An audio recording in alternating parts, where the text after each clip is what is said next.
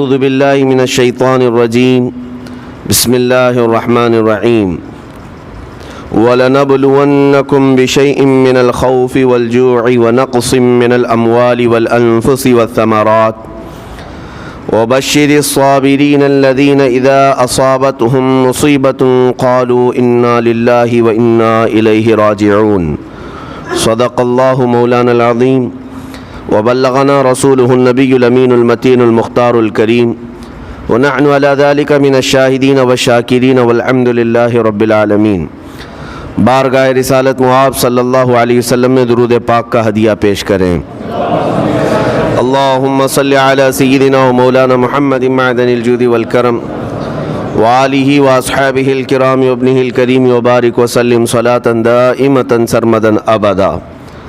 عزیزان گرامی وقار، قرآن عظیم میں اللہ رب العزت ارشاد فرماتا ہے اور ہم ضرور تمہاری آزمائش کریں گے، تمہیں آزمائیں گے۔ کن چیزوں سے آزمائیں گے؟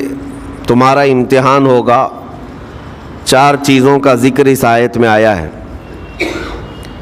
بِشَيْءٍ مِّنَ الْخَوْفِ، تمہیں ڈر دے کر کے کسی چیز کا، خوف سے تمہیں آزمایا جائے گا۔ وَالْجُوعِ، اور بھوک کے ذریعے سے آزمایا جائے گا۔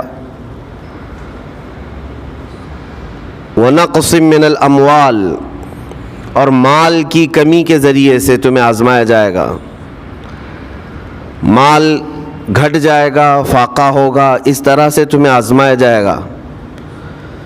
وَالْأَنفُسِ وَالثَّمَرَاتِ، اور کچھ جانوں کے ذریعے سے تمہاری آزمائش ہوگی۔ جانوں سے مراد کیا ہے؟ کسی عزیز کی جان چلی جائے گی تمہارے آنکھوں کے سامنے،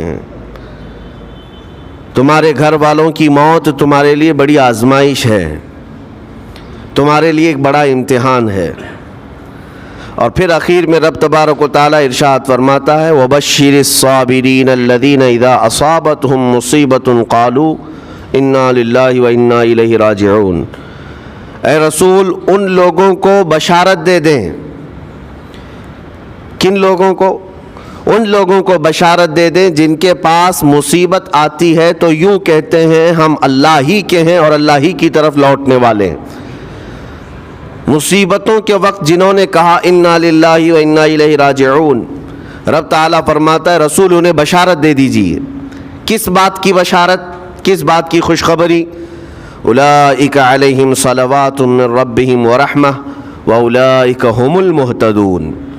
اللہ فرماتا ہے یہ وہ لوگ ہیں جن پر ہمیشہ اللہ کی رحمتیں اترتی ہیں۔ جنہوں نے انا للہ و انا الیہ راجعون کہا، یہ وہ لوگ ہیں جن پر اللہ تبارک و تعالیٰ کی طرف سے ہر وقت رحمتیں اترتی ہیں، اور یہی لوگ ہدایت پائے ہوئے ہیں، یہی لوگ ہدایت والے لوگ ہیں۔ اس پوری آیت کے اعتبار سے اگر میں آپ کو بتاؤں تو پتہ یہ چلے گا، رزلٹ اس کا یہ ہے کہ مصیبتوں کے وقت صبر کرنا یہ ہدایت ہے۔ ہدایت، اگر آپ ہدایت پر ہیں یا نہیں یہ دیکھنے کے لیے مصیبتوں کے وقت ہی آپ کو دیکھا جائے گا۔ گھر میں کسی کا انتقال ہو جائے اور پھر دیکھا جائے گا کہ تمہاری زبان سے الفاظ کیا کیا نکلتے ہیں، تم شکایتیں کن کن باتوں کی کرتے ہو، پھر دیکھا جائے گا ہدایت پر ہو یا گمراہ ہو۔ ایک روایت میں یہ بھی ہے کہ جب کسی کے بچے کا یا کسی کے بھائی کا یا باپ کا انتقال ہوتا ہے گھر میں، تو جنازہ اٹھانے سے پہلے ہی وہاں ایک فرشتہ آتا ہے۔ وہ فرشتہ گھر والوں کا معائنہ کر رہا ہوتا ہے کہ کون کون کیا کیا کہہ رہا ہے۔ رب ذوالجلال ہر چیز کی خبر رکھتا ہے، لیکن فرشتوں کو اسباب بنایا گیا ہے اور گواہ بنانے کے لیے انہیں یہ ڈیوٹی دی جاتی ہے۔ ہر ایک کی زبان سے نکلے ہوئے الفاظ وہ سنتا ہے اور جا کر کے رب تعالیٰ کی بارگاہ میں عرض کرتا ہے۔ اللہ تعالیٰ پوچھتا ہے کہ میں نے فلاں کے گھر سے ایک جان لے لی، ان کا عزیز بیٹا چلا گیا، بھائی چلا گیا، ماں چلی گئی، وہ لوگ میرے بارے میں کیا کہہ رہے تھے؟ فرشتہ کہتا ہے اے رب ذوالجلال، ان لوگوں کے زبان پر شکر کے الفاظ تھے، وَإِنَّا لِلَّهِ وَإِنَّا إِلَيْهِ رَاجِعُونَ کہہ رہے تھے۔ اور وہ صبر کر رہے تھے. میں نے گھر والوں کے سب حالات دیکھے. اللہ تعالیٰ فرماتا ہے اے میرے فرشتے تو گواہ رہنا، میں نے ان سے جو چیز لیا ہے اس سے کئی گنا زیادہ نعمت انہیں عطا کروں گا، اس سے بہتر نسل انہیں دی جائے گی، اور ان کے غم آج جتنے ہیں اس سے کئی گنا زیادہ خوشیاں میں انہیں جنت کی عطا کروں گا جنہوں نے میری دی ہوئی مصیبت پر صبر کیا. اور کوئی گھر ایسا ہوگا جس گھر سے فرشتہ جا کر کہے گا کہ مولا اس گھر والے تو بے قابو تھے، جو منہ میں آیا بکے جا رہے تھے، وہ تو یوں کہہ رہے تھے کہ اللہ کو کیا ہمارا ہی گھر ملا، ہمارا ہی بچہ جانے کو تھا، ہمارے ہی گھر میں یہ آفت آنے کو تھی. اس طرح کے الفاظ وہ کہہ رہے تھے اور رب تبارک و تعالیٰ کو ظالم کہہ رہے تھے. اللہ تبارک و تعالیٰ اپنے جلال کا اظہار فرماتا ہے، ارشاد فرماتا ہے فرشتے کو اے فرشتے تو گواہ رہنا، انہوں نے میرے بارے میں جیسا گمان کیا اب میں ان کے ساتھ ویسا ہی سلوک کروں گا. اللہ تبارک و تعالیٰ کے ساتھ یہ گمان جس طرح بندہ کرے گا اللہ تعالیٰ اس کے ساتھ اسی طرح کا سلوک فرمائے گا. اس کو ارحم الراحمین ہی تصور کرو. ہمیشہ رب تبارک و تعالیٰ مہربان ہے اور مہربان ہی اس کی طرف گمان کرنا بھی چاہیے مومن کو. انشاءاللہ العزیز مہربانی ہوگی، اور بلکہ دلوں کا قرار اور سکون بھی رب تعالیٰ ہی عطا کرتا ہے. اے میرے عزیزو، یہ تمہیدی باتوں کے بعد میں اب عرض کرنا چاہتا ہوں. محرم الحرام کے مہینے میں کربلا کے واقعات سنتے ہی رہتے ہیں. میرے عزیزو، ہم بچپن سے لے کر اب تک ہر سال کربلا میں ہونے والے عظیم حادثے کو سنتے بھی آ رہے ہیں. 14 صدیوں گزر جانے کے بعد بھی اس واقعے کو یاد کرتے ہیں تو آنکھیں بھیگ جاتی ہیں. اس میدان میں، وہاں کے ریگزاروں میں رسول کریم صلی اللہ تعالیٰ علیہ وسلم کے اہل بیت کا جو امتحان تھا وہ کتنا سخت تھا، کتنا کٹھن تھا.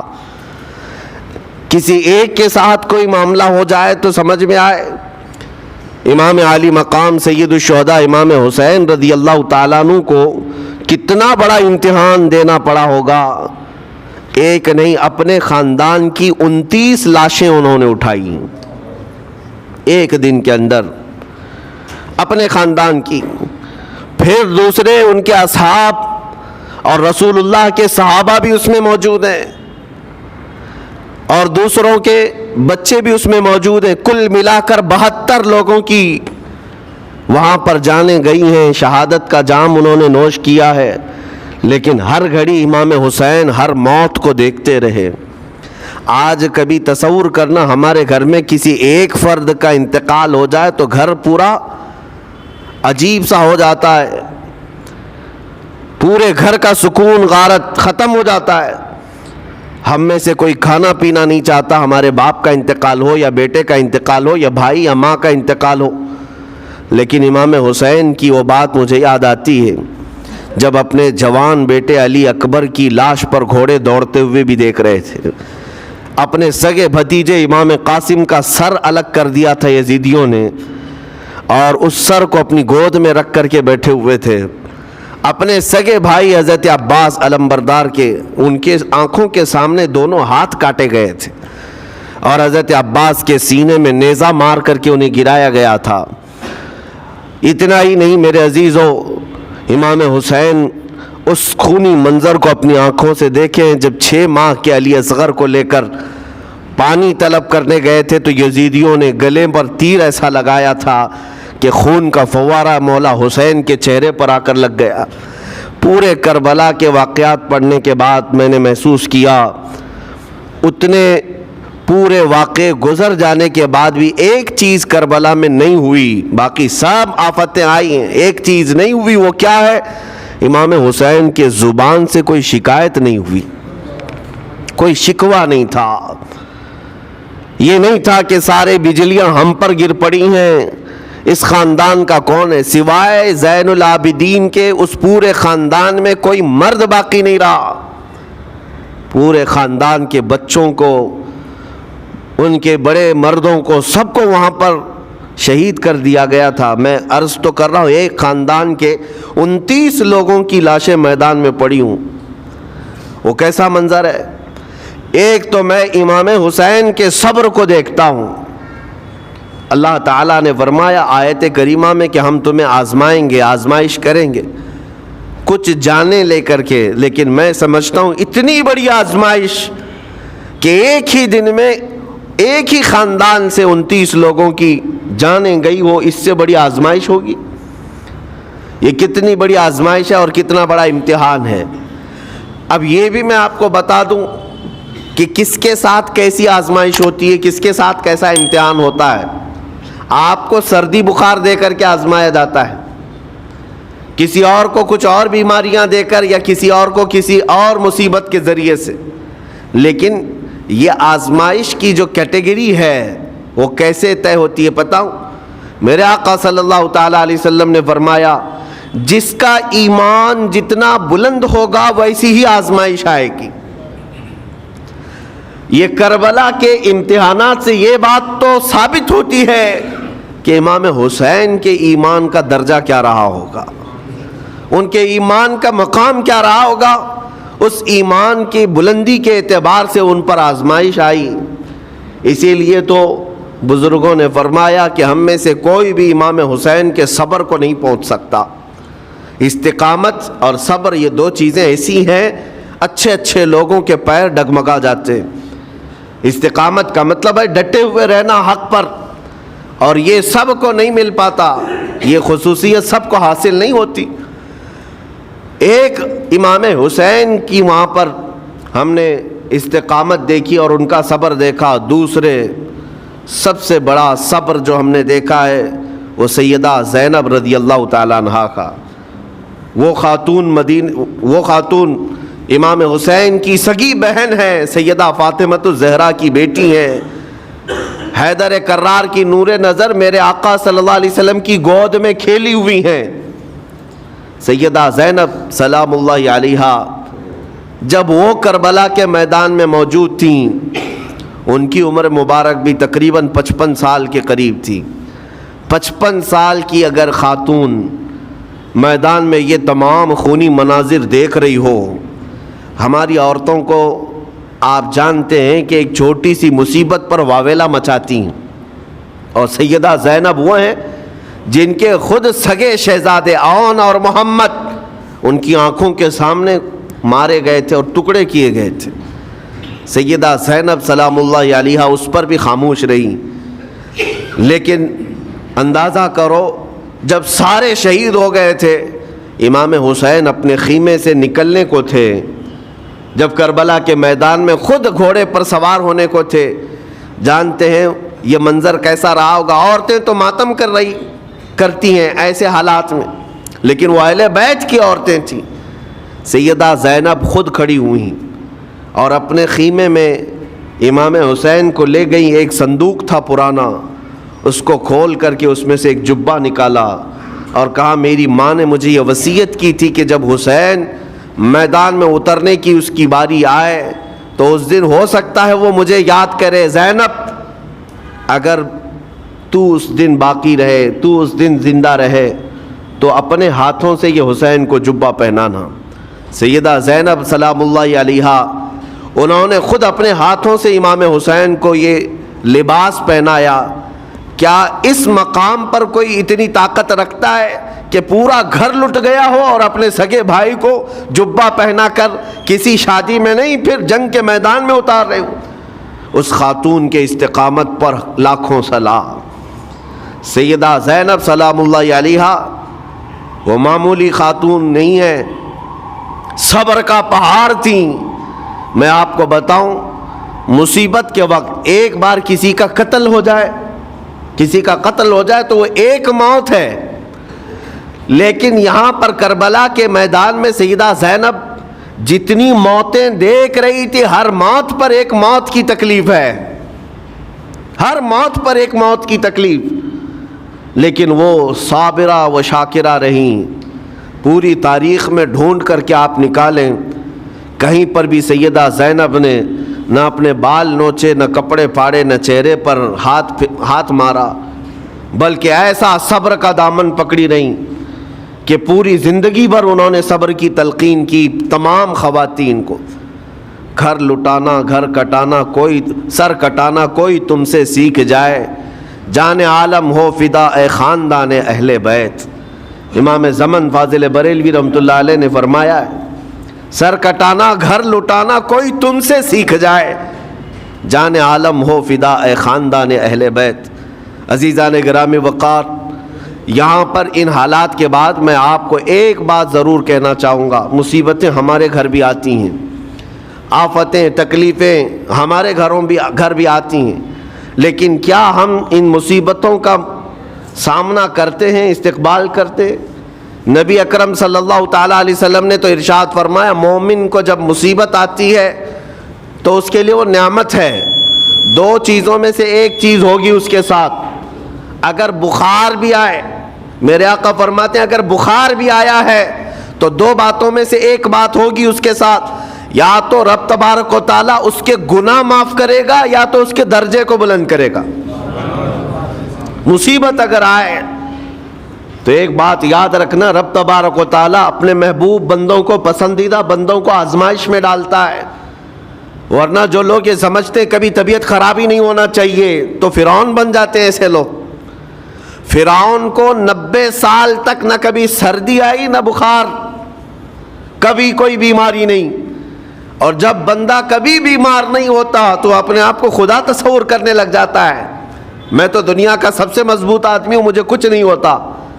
لیکن مصیبتیں دے کر کے رب تبارک و تعالیٰ تمہیں تمہاری حقیقت بھی بتاتا ہے، اور انسان کو انسان کی لمٹ میں رہنا سکھایا جاتا ہے۔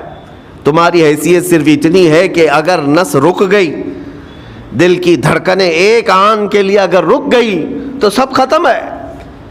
اس لیے تمہیں رب تبارک و تعالیٰ کے حضور جانا ہی ہے تو صبر بھی سیکھو اور شکر بھی سیکھو۔ آج مصیبتیں اور آفتیں آتی ہیں تو واویلا کرنے والوں کے لیے میرا میسج ہے، اللہ تبارک و تعالیٰ تمہاری ہر بات کو دیکھ رہا ہے۔ تمہارے چیخنے سے، چلانے سے، تمہاری شکایت کرنے سے گئے ہوئے آدمی کی جان واپس تو نہیں آنی ہے۔ تمہارا عزیز ترین بھائی مر گیا، تم جس سے سب سے زیادہ پیار کرتے تھے وہ بیٹا انتقال کر گیا، مجھے بتاؤ تم 10 لوگوں میں چیخو گے، چلاؤ گے، رب تعالیٰ کے حضور بری بری باتیں بھی کرو گے تو کیا وہ گئی ہوئی جان واپس آ سکتی ہے؟ میرے عزیزو، یہ وہ حکومت نہیں ہے کہ تمہارا احتجاج کرنے پر قانون واپس لے لیا جائے۔ تمہارے سب مل کر کے پروٹیسٹ کرنے سے حکومتیں اپنے فیصلے واپس لے سکتی ہیں، لیکن وہ رب ذوالجلال شہنشاہ اعظم کا قانون ہے۔ وہاں نبیوں کی بھی جو روح لی گئی، وہاں پر اللہ تبارک و تعالیٰ نے اپنے محبوب نبیوں کی بھی روح کو قبض کرنے کا حکم دیا، تو کیا سب کے غم منانے سے وہ روحیں واپس کرنے کا فیصلہ کیا گیا ہے؟ نہیں میرے عزیزو، اس عالم میں، اس کائنات میں پھر کوئی ہمارے رونے چیخنے چلانے سے واپس نہیں آتا۔ ہاں، غم کرنا اپنی جگہ پر ہے، لیکن غم کا شرعی طریقہ کیا ہے؟ میرے آقا صلی اللہ تعالیٰ علیہ وسلم نے بھی غم فرمایا۔ آپ کے عزیز بیٹے سیدنا ابراہیم جب انتقال کر گئے، میرے آقا کی آنکھوں میں آنسو تھے۔ حضور پاک صلی اللہ تعالیٰ علیہ وسلم کی آنکھوں کے سامنے سیدہ خدیجۃ الکبریٰ کا انتقال ہوا، حضور غمگین تھے۔ لیکن غم کا مطلب کبھی یہ نہیں ہوتا کہ اللہ کی بارگاہ میں شکایت کریں، تو نے میرے ساتھ ایسا کیوں کیا؟ یعنی تم حکم دو گے، رب تبارک و تعالیٰ کو تم مشورہ دو گے کہ کس کے ساتھ کیا کرنا ہے۔ اس لیے ان مواقع پر ہم سب کی آزمائش ہے، ہمارا امتحان ہے۔ ایسے معاملات جب بھی آتے ہیں، دیکھیں میں آپ کو ایک اور باریک بات بتا دیتا ہوں۔ یہ ہم آج تقریر کر رہے ہیں، ہو سکتا ہے آپ بھی سن رہے اور اچھی طرح سمجھ رہے ہیں، لیکن خود کے گھر پر جب آ جائے تو تقریر بھی یاد نہیں رہتی، نصیحت بھی یاد نہیں رہتی، غم کا غلبہ زیادہ ہو جاتا ہے۔ ایسے اوقات میں حکم کیا ہے مومنین کو؟ میرے گھر پر، میں جانتا ہوں شکایت نہیں کرنا چاہیے، میں جانتا ہوں غموں کے وقت صبر کرنا چاہیے، پھر بھی اگر میرے گھر میں آ گئی مصیبت تو مومنین کے لیے حکم یہ ہے کہ تم نے اب تک جو سنا تھا حدیثیں وغیرہ اس کو یاد دلاؤ، یعنی مجھے یاد دلاؤ۔ یہ مت سوچو کہ مولانا صاحب ہیں، مفتی صاحب ہیں، امام صاحب ہیں، ان کو تو سب معلوم ہوگا۔ غم کا غلبہ جب آ جاتا ہے تو اچھے اچھوں کو یاد نہیں رہتا۔ مومنین کو کہا گیا ہے کہ وہ یاد دہانی کریں، جائیں غموں کے وقت ان کی حالت دریافت کریں اور انہیں صبر کی تلقین کریں۔ ہر ایک کے لیے ضروری ہے، یہ سوچ کر کے پیچھے نہیں ہٹا جائے گا کہ یہ تو بہت جانکار لوگ ہیں، یہ بہت پڑھے لکھے لوگ ہیں، ان کو تو سب پتہ ہے۔ نہیں، بلکہ حکم یہ ہے کہ جس کے ساتھ بھی مصیبت آئے، مومنین دوسرے مومنین اسے صبر کی تلقین کریں، اسے جا کر کے حوصلہ دیں اور اسے تسلی دیں۔ اب میں آتا ہوں ان باتوں کی طرف جو لوگ مصیبتوں کو برا سمجھتے ہیں۔ ایک صحابی تھے، ان کی شادی ہو گئی ایک صحابیہ سے، نکاح ہوا تھا مدینے میں، سال بھر خوشحالی سے گزرتے رہے، بہت اچھے دن گزرے۔ سال ختم ہونے کو تھا کہ خاتون جو ہے لڑائی کرنا شروع کر دیتی، کہتی مجھے تمہارے ساتھ رہنا نہیں، مجھے طلاق چاہیے، ڈائریکٹ طلاق۔ تو اس صحابی نے کہا ہوا کیا؟ وہ صحابیہ کہتی تھی نہیں مجھے تمہارے ساتھ رہنا نہیں۔ اس صحابی نے کہا ٹھیک ہے، اگر ایسا ہی ہے تو حضور پاک صلی اللہ علیہ وسلم کے پاس چلتے ہیں، وہاں جا کر فیصلہ کرا لیں گے۔ تو وہ صحابیہ مان گئیں، کہا چلو چلتے ہیں۔ تو دونوں چلے جا رہے تھے اپنے گھر سے، حضور پاک صلی اللہ علیہ وسلم کے دربار میں فیصلہ کروانا ہے۔ چلتے وقت راستے میں ایک پتھر سے ٹھوکر لگ گئی اس صحابی کو، اور اتنی تیز ٹھوکر لگی کہ ان کا ناخن اکھڑ گیا۔ اب وہ ان کی خاتون جو بیوی صحابیاں ہیں، وہ فوراً اپنے دوپٹے کا کپڑا پھاڑ کر کے انگلی کو باندھتی ہیں اور خون روکتی ہیں، اور اس کے بعد کہتی ہے چلو واپس گھر چلتے ہیں۔ گھر واپس آنے کے بعد وہ کہتی مجھے طلاق نہیں چاہیے، ساتھ میں رہوں گی۔ کہا عورتوں کا موڈ، عورتوں کا اس طرح کا فیصلہ، کیا بات ہے؟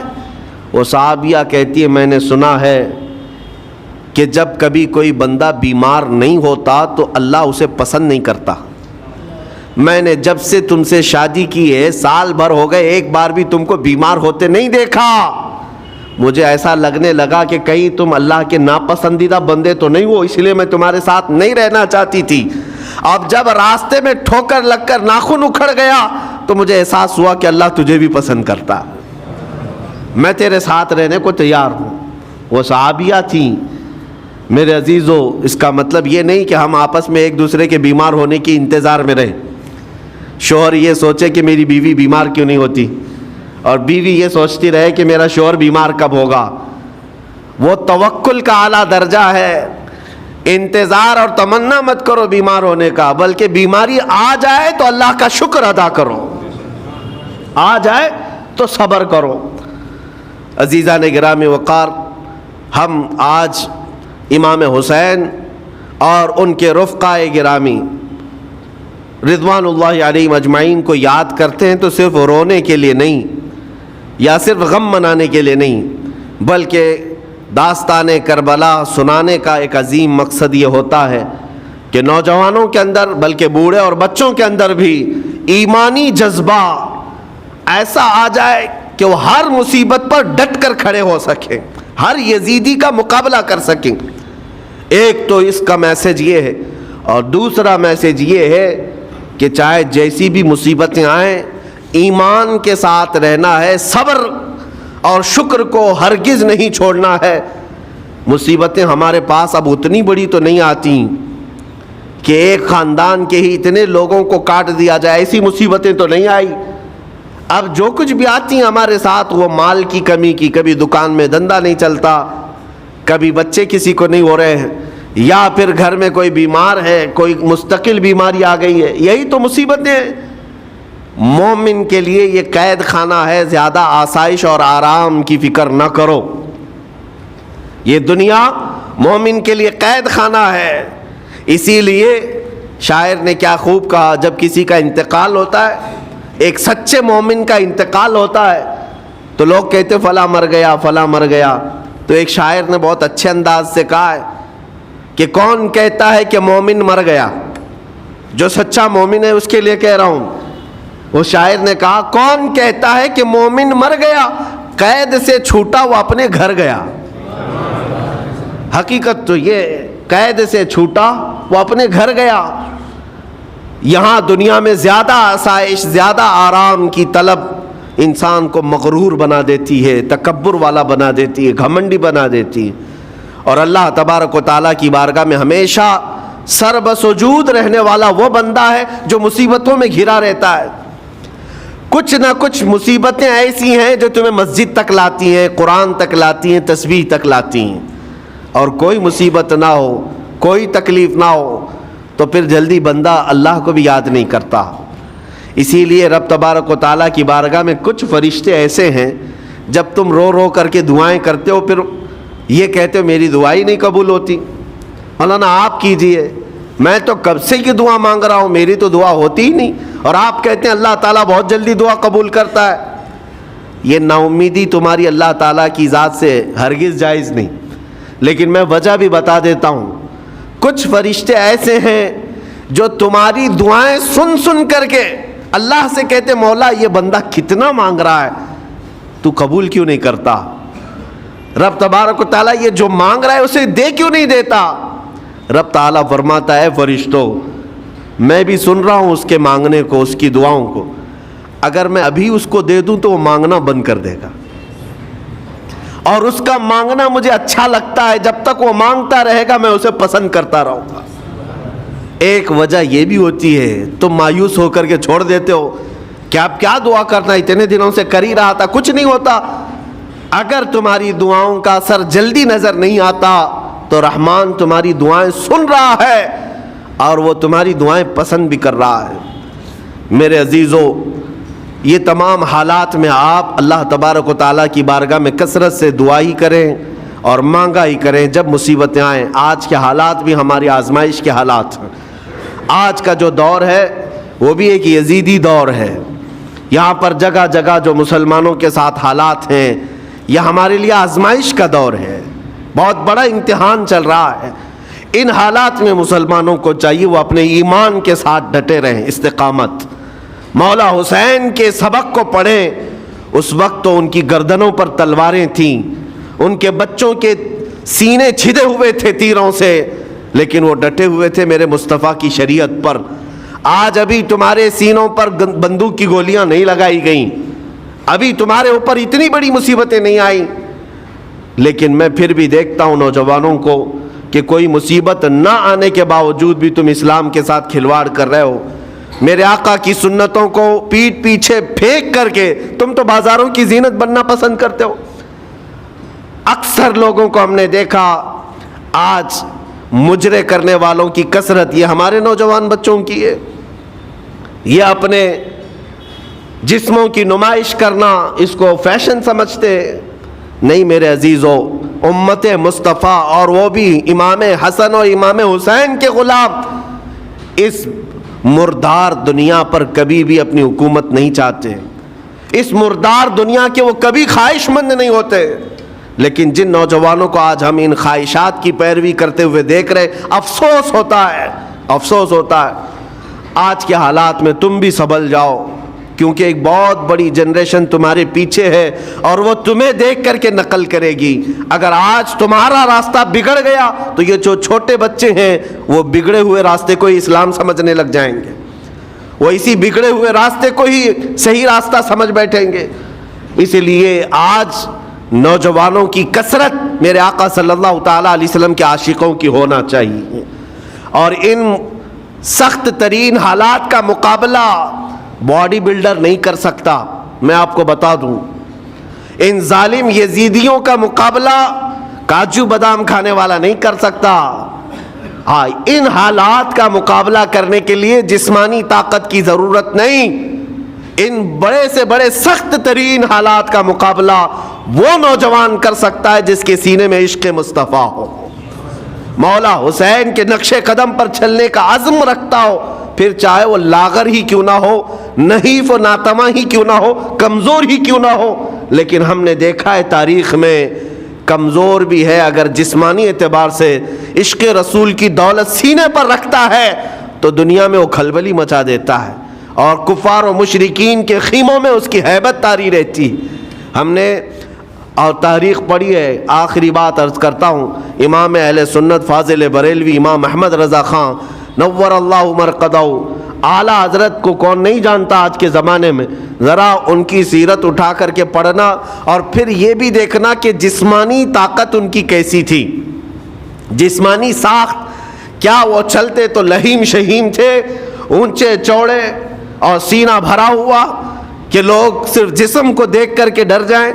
نہیں، اعلیٰ حضرت فاضل بریلوی رضی اللہ تعالیٰ عنہ اس طرح جسمانی بہت اونچی چوڑی صلاحیت کے نہیں تھے، بلکہ بہت ہی ہلکا جسم رکھتے تھے، ہلکا جسم، دبلے پتلے تھے، لیکن جب اپنے حجرے میں بیٹھ کر کے قلم چلاتے تھے تو دنیا کے کونے کونوں میں ان کی گونج ہوتی تھی، اور بڑے بڑے قلعوں میں جو ہے زلزلہ آ جاتا تھا۔ اور سرکار غوث پاک رضی اللہ تعالیٰ عنہ کو کون نہیں جانتا؟ غوث پاک کا حال تو یہ تھا، جسمانی اعتبار سے آپ کی گردن کی ہڈیاں بھی دکھتی تھیں، اتنے دبلے تھے، اور کثرت عبادت کی وجہ سے، کثرت مجاہدات کی وجہ سے آپ کا جسم بہت ہی کمزور تھا۔ بلکہ ایک وقت کا واقعہ بھی ہے کہ آپ چلتے چلتے غش کھا کر گر گئے، چکر آ کر گر گئے۔ جسمانی اعتبار سے اکثر تو آپ پتے کھا کر کے رہے، کھانا بھی نہیں کھایا 40 سال تک، تو جسمانی اعتبار سے کمزور ہونا کوئی معنی نہیں رکھتا۔ لیکن دنیا یہ بھی جانتی ہے، گردن کی ہڈیاں ہی کیوں نہ دکھتی ہوں، ہاتھ و پیر کی ہڈیاں ہی کیوں نہ دکھتی ہوں غوث پاک کی، لیکن روحانی طاقت کا حال یہ ہے کہ کسی قبر کو ٹھوکر لگا دے تو مردہ زندہ ہو جائے۔ اس طاقت کو میں آج آپ کے سامنے کہنے کی بات کر رہا ہوں۔ عشق مصطفیٰ سینے میں ہو اور سچی عقیدت و محبت حسنین کریمین سے رکھتا ہو، اور پھر اپنے طریقے بدل لے تو بڑے جسم اور ڈیل ڈول بنانے کی ضرورت بھی نہیں آئے گی۔ مولا کریم تمہارا رعب خود ہی دشمنوں کے دلوں پر ڈالتا ہے۔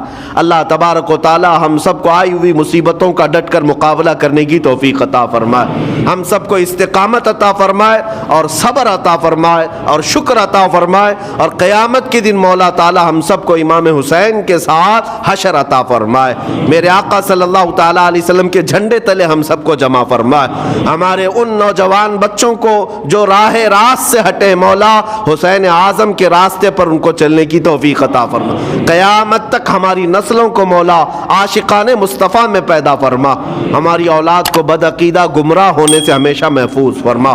وآخر دعوانا ان الحمد للہ رب العالمین۔ السلام علیکم۔